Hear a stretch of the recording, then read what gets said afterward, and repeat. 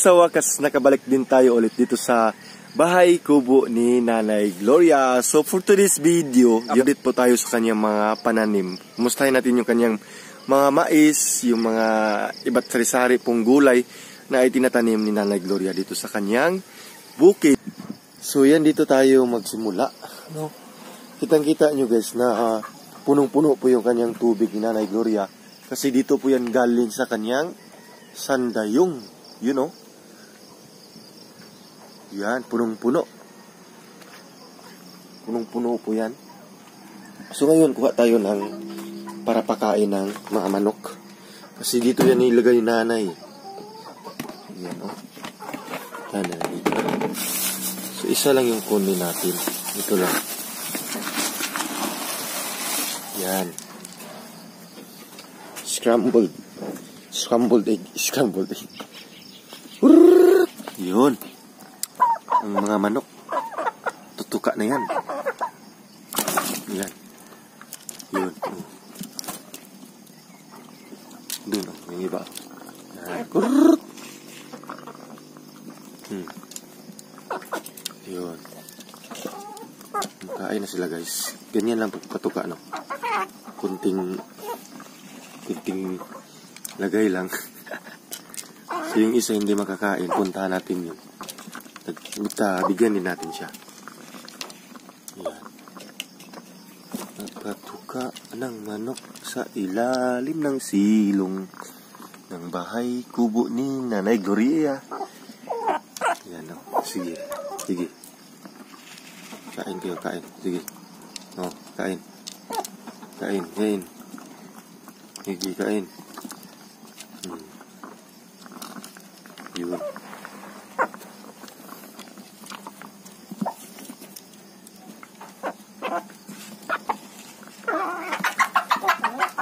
Nag-aaway itong mga to. Shhh! Mag-aaway. Budlungan ba ninyo?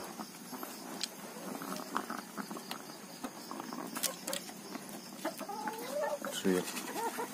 Yung isa na naman. Ito. Oh. Yan. Bigyan niyo yung isa.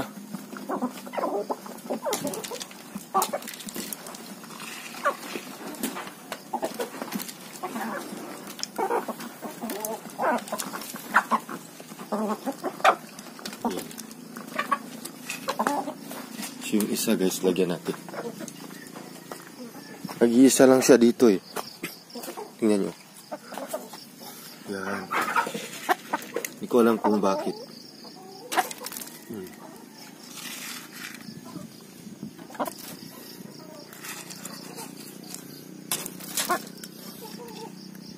Yun. Makain na siya guys.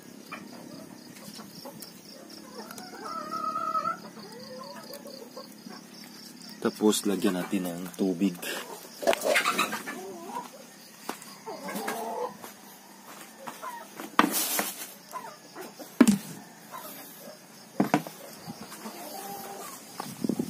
Lagyan natin ng tubig.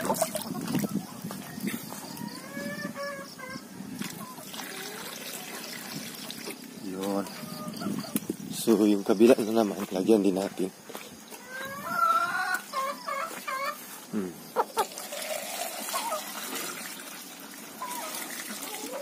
Yun, tapos na tayo magpatuka ng mga manok. Wow, grabe guys, oh. Ang ganda talaga ng hangin dito, oh. Yan.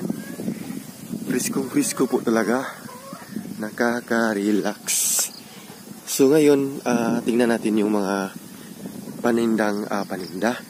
Mga titanim ni Nanay Gloria. Wow, ang taas na guys, oh. Yung kanyang mga mais, tingnan nyo. See? Oh? Diba? Nasa likod lang po yan ng bahay ni Nanay Gloria. Oh.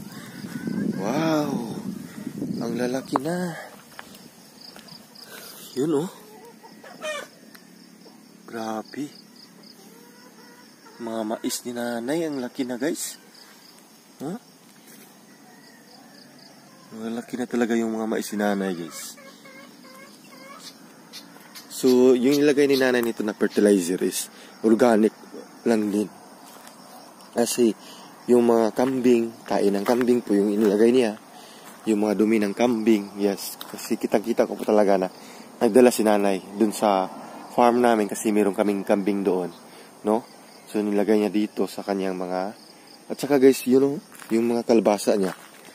Malalaki na rin yung mga kalbasa niya. Saka ito, malaki na rin. Doon po, kalabasa. Yun. Wow. Ang ganda talaga. Grabe. Nakaka-amaze. Oh? Ang ganda tingnan, no? Nasa palibot lang yung mga pananim ni Nanay Gloria. So ngayon guys, punta tayo doon sa mga tanglad, mga kalamunggay, mga kapayas, mga sili, mga sibuyas dahunan, ano pa ba? Sangig. Yan, no? Ito yung mga lemongrass ni nanay. Yan. Mga lemongrass po yan. Yan. Marami na. Tapos yung kanyang sili.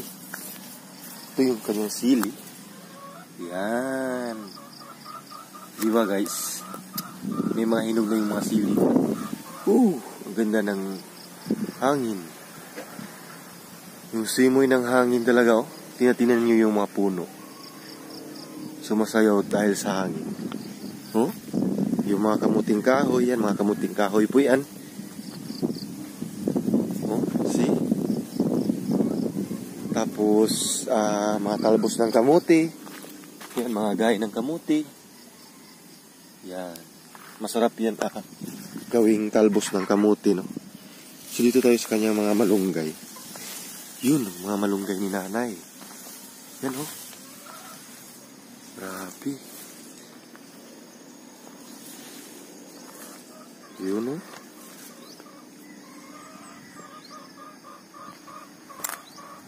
Tapos, yung kanyang papaya, is nandun.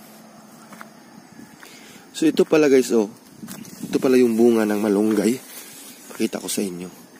Sabi nila, may nasasabi sa akin, yung mga linghod daw nito, kasi ito is old na. Yung bata pa nito na bunga, pwede daw magawing gulay. Yes, ipangsahog ng gulay. Pwede siguro, no? Kasi ang dami talaga nasabi na, pwede daw. Yan. Grabe, oh. Wow. Ang ganda talaga ng hangin. So yung kapayas ni nanay, yung sinasabi ko sa inyo, yun, oh, maliit pa lang pero may bunga na. Ang lalaki pa ng bunga guys. Yun, mga talbos ng kamuti. Yun, oh, ang dami. Yan, mga kasabatri yan. Dun, mga kasabatri. Yan, mga mais ni Nanay Gloria. Napaka-healthy yan. So, ito naman yung kanyang papaya. Oh, mga hilaw pa to. Sarap to gawing ilagay sa manok. Tinulang manok. Di ba?